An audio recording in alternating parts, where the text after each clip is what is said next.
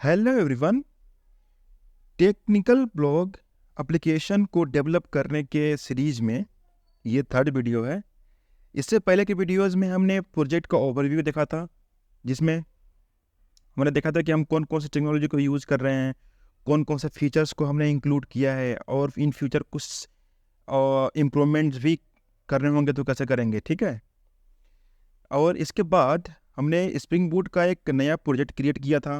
उसके अंदर required dependencies install करी थी, मेमन डिपेंडेंसीज, और इसके बाद माइस्क्यूएल डेटाबेस को सेटअप किया था। ठीक है। तो अगर आपने इन दोनों वीडियोस को पहले एक्सप्लोर नहीं किया है तो आपसे रिक्वेस्ट रहेगी कि पहले आप इन दोनों वीडियोस को एक्सप्लोर कर लें, देन इस वीडियो को कंटिन्यू करेंगे तो आपको चीज़ें और अच्छे से समझ में आएंगी।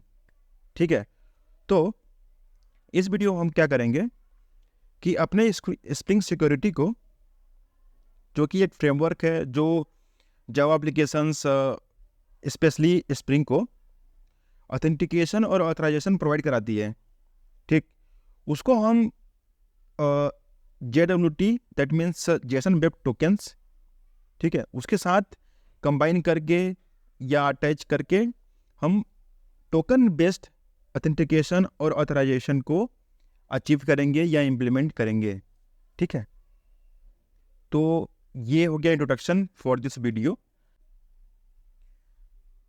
Now let's take a quick info about JWT।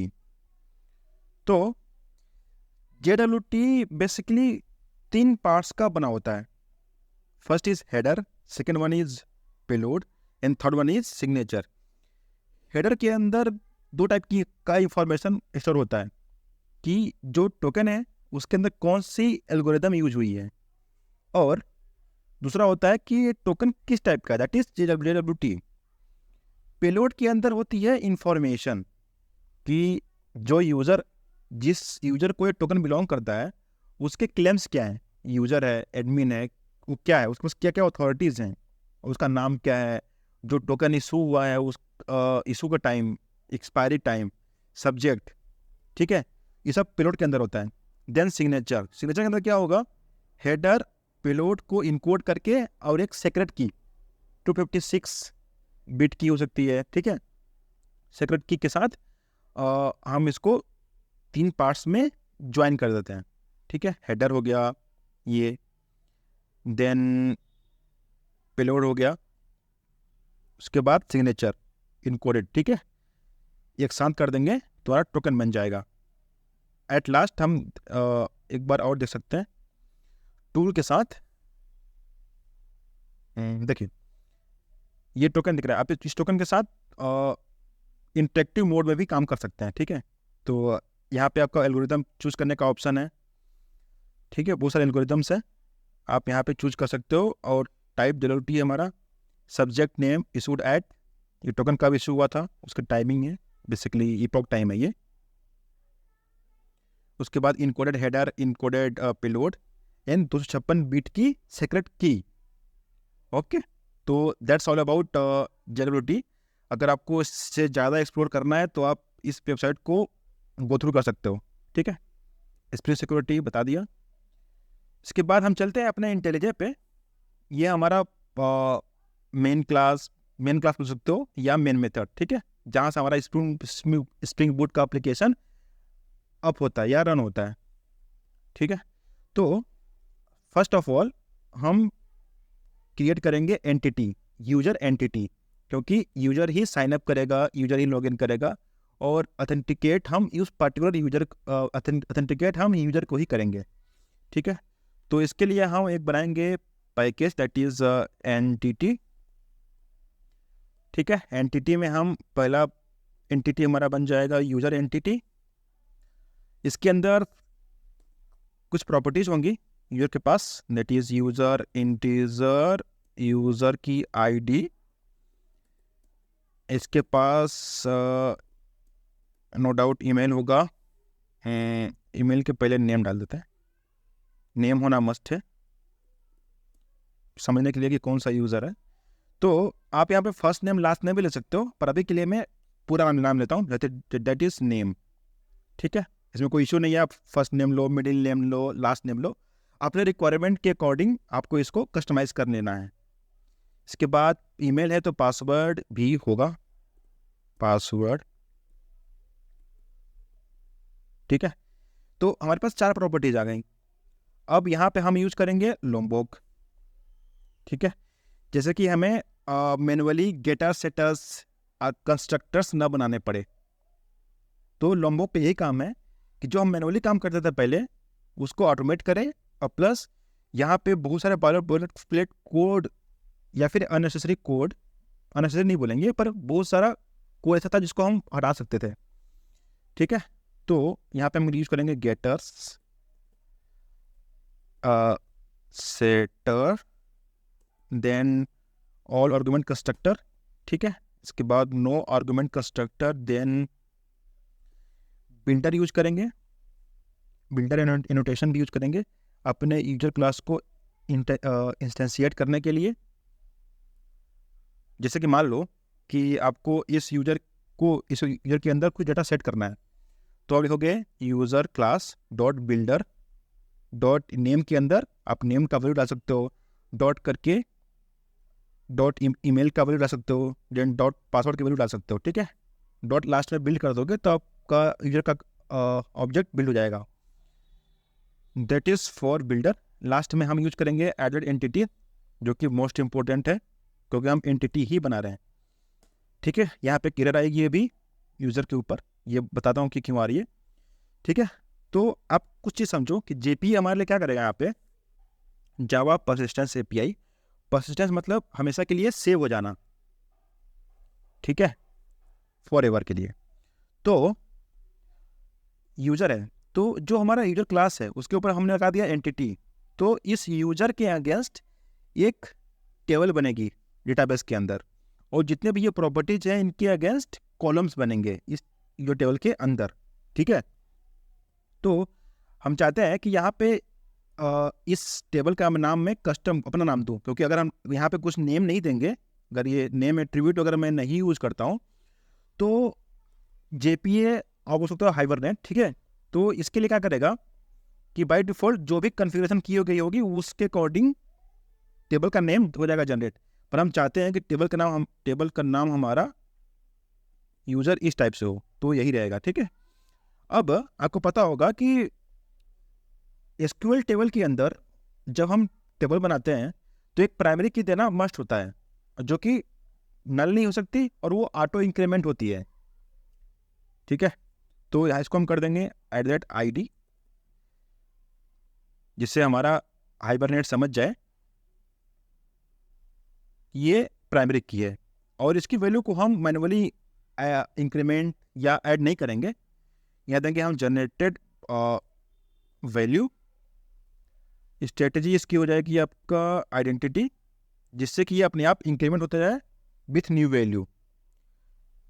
तो आप समझो कि अगर मैंने पहला यूजर ऐड किया तो उसकी यूजर आईडी क्या हो जाएगी 1, देन 2, देन 3, ऐसे ही चलता जाएगा, ठीक है। ये हो गया, इसको हम फॉर्मेट कर देते हैं।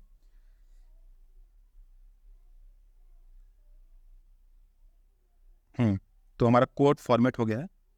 अब हम इस यूजर को चाहते हैं कि ये स्प्रिंग यूजर बने, ठीक है। मतलब स्प्रिंग सिक्योरिटी को हम एम्बेड करें, ऐड करें, अटैच करें इस यूजर के साथ।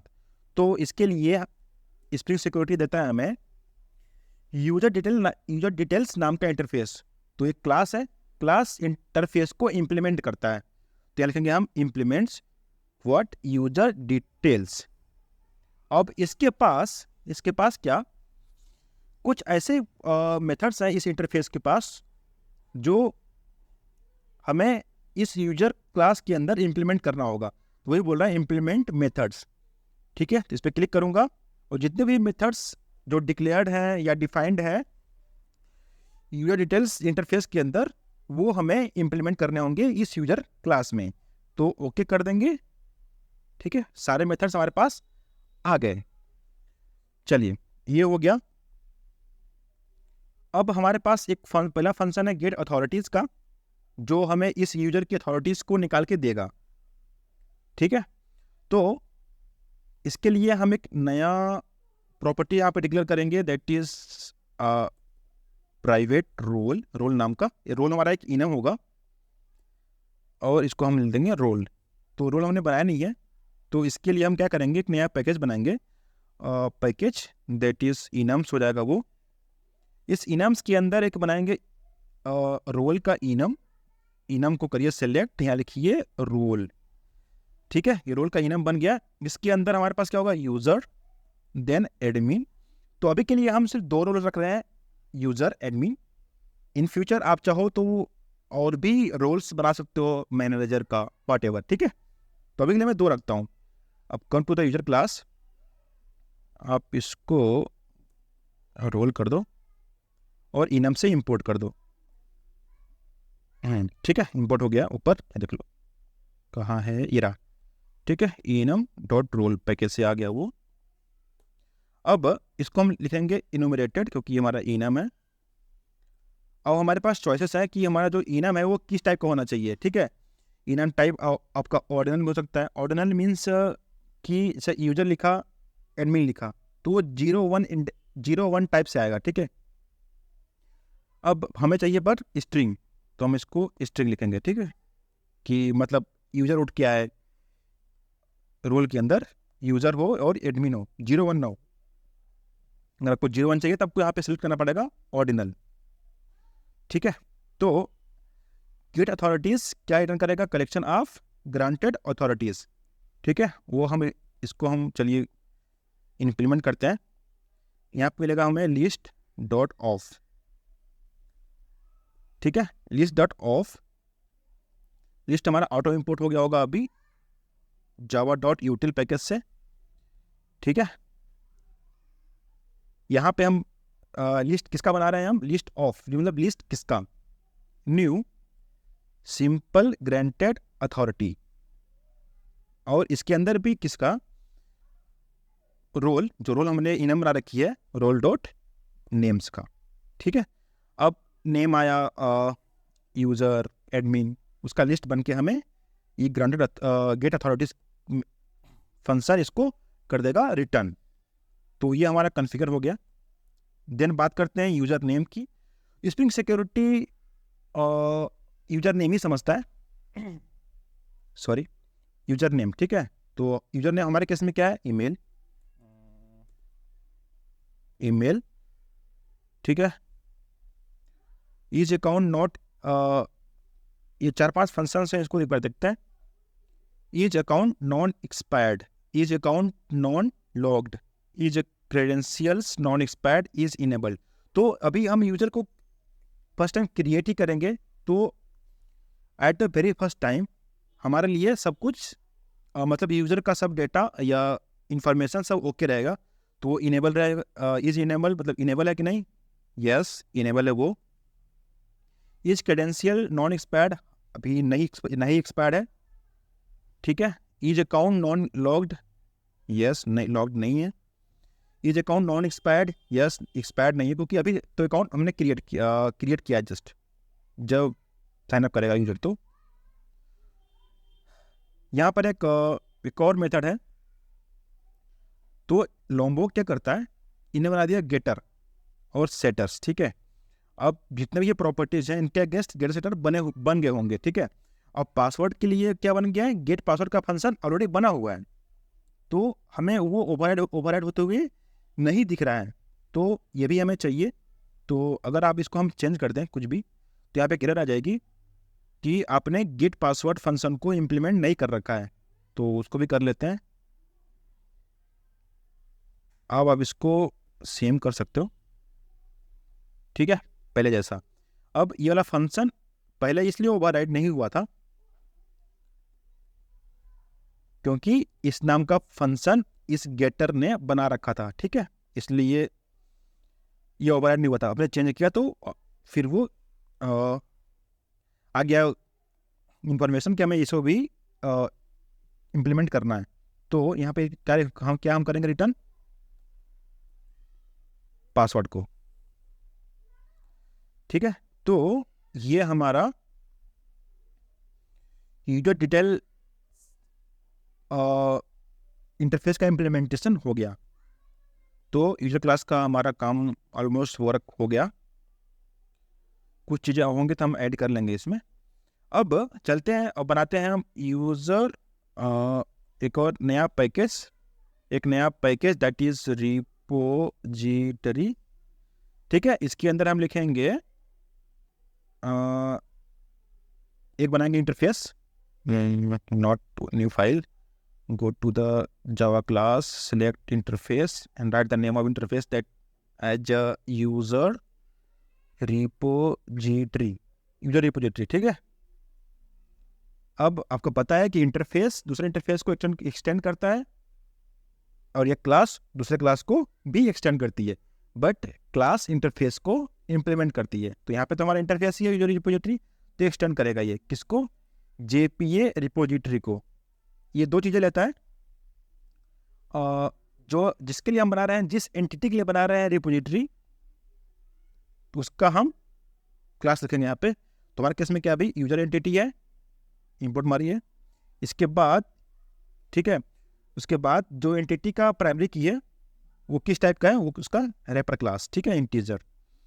इसके अंदर हम एक मेथड बनाएंगे फाइंड बाय ईमेल। ठीक है,